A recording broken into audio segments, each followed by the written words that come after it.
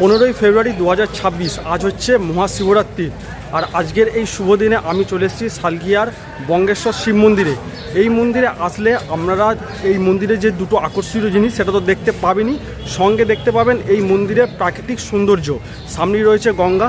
আর যে দুটো আকর্ষণীয় জিনিস আপনাদেরকে বললাম তার মধ্যে একটা হচ্ছে 51 ফুটের শিবের যে মূর্তি, সেটা আপনারা দেখতে পাবেন। আর তার সঙ্গে দেখতে পাবেন দ্বাদশ জ্যোতির্লিঙ্গের যে 12টা মন্দির, সেই মন্দিরের যে রেপ্লিকা সেটা কিন্তু এই মন্দিরে একসঙ্গে করা রয়েছে, সেটাও আপনাদেরকে দেখাবো। আগে মন্দিরে প্রবেশ করি, তারপর আপনাদেরকে দেখাচ্ছি। এই হচ্ছে মন্দিরে প্রবেশ করার এন্ট্রি গেট। এই গেট দিয়ে প্রবেশ করতে হবে। এই গেট দিয়ে প্রবেশ করার পর এই রাস্তা ধরে সামনে কিছুটা এগিয়ে গেলেই সামনেই দেখা যাচ্ছে নাট মন্দির। আর ওইখানেই রয়েছে শিবলিঙ্গ, সেটা আপনাদেরকে দেখাবো। আর তার ঠিক পেছন দিকেই রয়েছে 51 ফুটের শিবের যে মূর্তি আপনাদেরকে প্রথমেই বললাম, সেটা রয়েছে, দেখাবো। মন্দিরে প্রবেশ করার সঙ্গে সঙ্গে দেখুন এখানে মহাদেবের কয়েকটা মূর্তি করা রয়েছে, এখানে সবাই পুজো দিচ্ছেন। আর এই দিক দিয়ে আমাদেরকে মন্দিরে প্রবেশ করতে হবে। আর এখানে রয়েছে একটা দোকান, এখানে এই পুজোর কিছু সামগ্রী আর বই বিক্রি হচ্ছে। আর সামনেই রয়েছে মন্দির। আর এই জায়গাটা কত সুন্দর বাগান করে করা রয়েছে, দেখুন দেখতে খুব অপূর্ব লাগছে। আর এখানে একটা রয়েছে ফোয়ারা, কিন্তু এই মুহূর্তে ওটা বন্ধ রয়েছে। চলুন এবার মন্দিরের ভেতরে প্রবেশ করা যাক।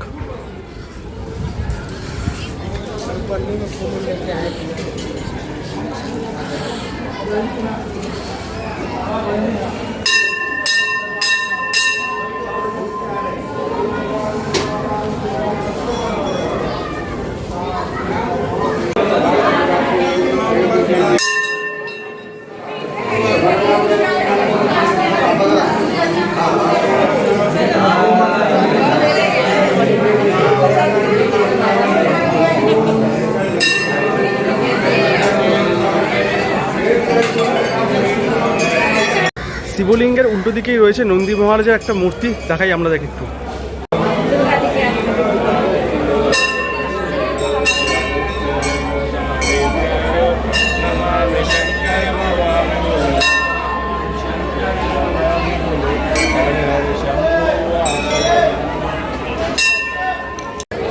শিব মন্দিরের পাশাপাশি এখানে আরও অন্যান্য অনেক মন্দির আছে।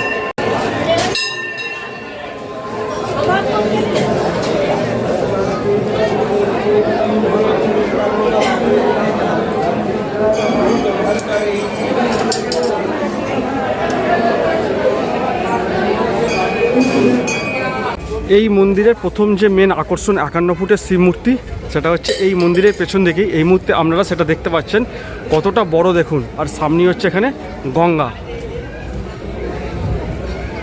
এই হচ্ছে 51 ফুটের শিবের মূর্তি, দেখুন কতটা বড়। আর এই যে শিবটা রয়েছে এখানে, এই শিবের হচ্ছে 4টে মাথা, এই দিকে রয়েছে 3টে, আর গঙ্গার দিকে মুখ করে রয়েছে একটা। যেহেতু সূর্যটা এখন পেছন দিকে রয়েছে সেই জন্য একটু কালো কালো লাগছে, কিন্তু কিছু করার নেই। শিব মন্দিরের ঠিক পাশেই এইদিকে আরও কিছু মন্দির করা রয়েছে, সেগুলো দেখাই একটু আপনাদেরকে।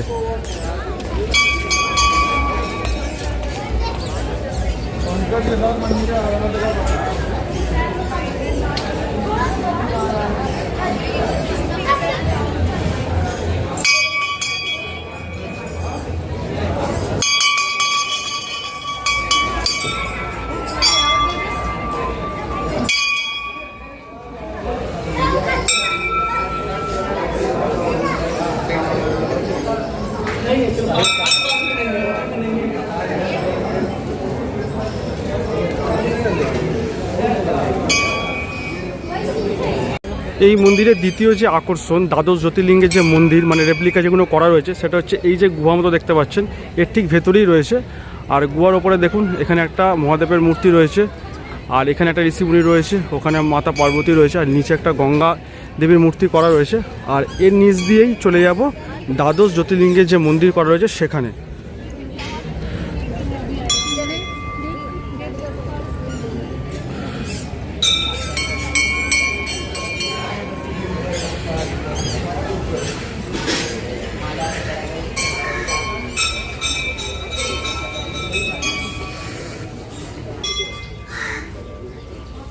প্রথমে এখানে রয়েছে সোমনাথ মন্দির, এই হচ্ছে সোমনাথ মন্দির। তারপর এখানে রয়েছে মহাকালেশ্বর, এখানে রয়েছে মল্লিকার্জুন, এই হচ্ছে কেদারনাথ।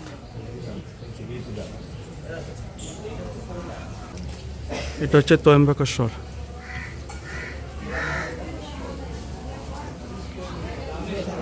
এটা হচ্ছে বৈদ্যনাথ ধাম। এটা হচ্ছে রামেশ্বরম।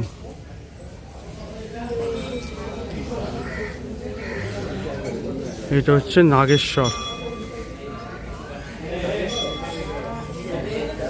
এ হচ্ছে ভীমশঙ্কর।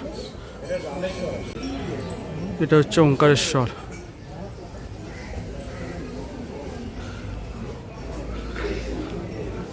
এটা হচ্ছে বিশ্বনাথ। আর এটা হচ্ছে ঘৃষেশ্বর।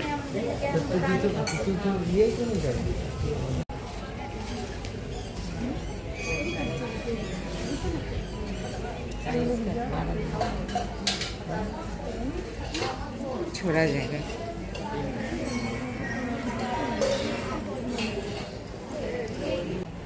এখানে দ্বাদশ জ্যোতির্লিঙ্গের যে মন্দিরগুলো করা রয়েছে সেখানে কিন্তু ভেতরে মহাদেবের যে লিঙ্গ সেগুলো করা রয়েছে, কিন্তু কাঁচ দেওয়া আছে বলে ভেতরে ঢোকা যাবে না, আর বাইরে থেকে কিন্তু ভক্তরা এখানে পুজো দিচ্ছেন। শিবরাত্রির যে সময় সেটা হচ্ছে আজকে মানে 15 তারিখ বিকাল 5টার পর থেকে, কিন্তু এখনই দেখতে পাচ্ছেন প্রচুর ভক্তগণ কিন্তু এসছেন, পুজো দিচ্ছেন, বাবার মাথায় জল ঢালছেন।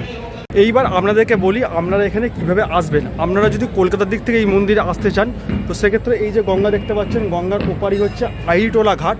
তো ওই ঘাট থেকে লঞ্চ ধরে চলে আসুন বাঁধাঘাটে। লঞ্চের ভাড়া নেবে হয়তো ওই 8 টাকার মতো। তারপর বাঁধাঘাটে এসে ওখান থেকে পায়ে হেঁটে 2-3 মিনিট লাগবে। আর যারা হাওড়া স্টেশনে ওদিক থেকে আসতে চাইছেন, Howrah station Bandhaghat mini bus পাওয়া যায়, তো ওই মিনি বাসে করে চলে আসুন বাঁধাঘাট। ওখান থেকে আপনারা পায়ে হেঁটে 2-3 মিনিটে এই মন্দিরে চলে আসতে পারবেন। আর যারা সালকিয়ার বাসিন্দা আছেন তারা তো জানেনই এই মন্দিরে কিভাবে আসতে হয়, তাদেরকে নতুন করে আর কিছু বলার নেই। আর সামনেই আমি দেখতে পাচ্ছি হাওড়া ব্রিজ, দেখাচ্ছি ব্যাক ক্যামেরা করে আপনাদেরকে। এই হচ্ছে 51 ফুটের মহাদেবের মূর্তি, আর এইদিকেই রয়েছে গঙ্গা, আর সামনেই দেখা যাচ্ছে হাওড়া ব্রিজ।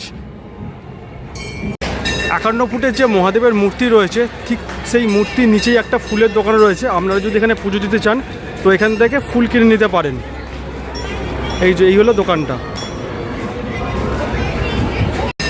মন্দিরের পাশেই এরকম যে বড় জায়গাটা দেখতে পাচ্ছেন, এখানে দুটো বড় বড় বট গাছ রয়েছে।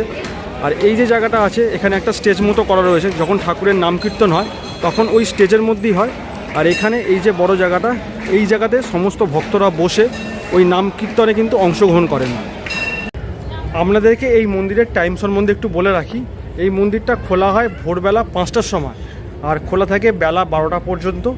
আবার এখানে বিকেলবেলা খুলে 4টের সময়, আর রাত 9টা অবধি কিন্তু এই মন্দিরটা খোলা থাকে। আপনারা আসলে তার মধ্যেই আসার চেষ্টা করবেন। আর আজকে যেহেতু শিবরাত্রির প্রচণ্ড পরিমাণে ভিড়, আমি তেমনভাবে আপনাদেরকে ঘুরিয়ে অতটা দেখাতে পারলাম না। যখন আপনারা আসবেন তখন নিজেরা ঘুরে দেখে নেবেন, দেখবেন আরও ভালো লাগবে। এর আগেও আমি এই মন্দিরে 2বার এসেছি, তখন একটু ফাঁকা ফাঁকা ছিল, কিন্তু আজকে যেহেতু শিবরাত্রি সেই জন্য প্রচুর পরিমাণে ভিড়। আর এখানে যে শিবলিঙ্গটা আছে, যে শিবলিঙ্গের মাথায় ভক্তরা জল ঢালছেন, সেই শিবলিঙ্গের ওপরটা কিন্তু পুরোটা রূপো দিয়ে মোড়ানো রয়েছে, কিন্তু এই মুহূর্তে এত ভিড় ওখানে সেটা আপনাদেরকে আমি দেখাতে পারলাম না। আপনারা যখন আসবেন সেটা দেখে নেবেন। এই বটগাছটার নিচেতেও কিন্তু অনেক ভক্তরা এখানে পুজো দিচ্ছেন।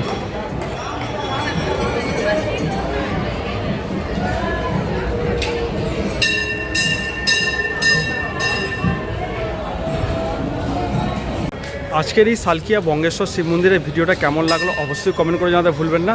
ভিডিওটা ভালো লাগলে অবশ্যই চ্যানেলটা সাবস্ক্রাইব করে নেবেন। আর কারা কারা এই মন্দিরে এসেছেন আগে বা কারা আসতে চাইছেন অবশ্যই সেটা কমেন্ট করে জানাবেন। দেখা হবে বা পরবর্তী ভিডিওয়ে। ততক্ষণ পর্যন্ত সবাই ভালো থাকবেন, সুস্থ থাকবেন।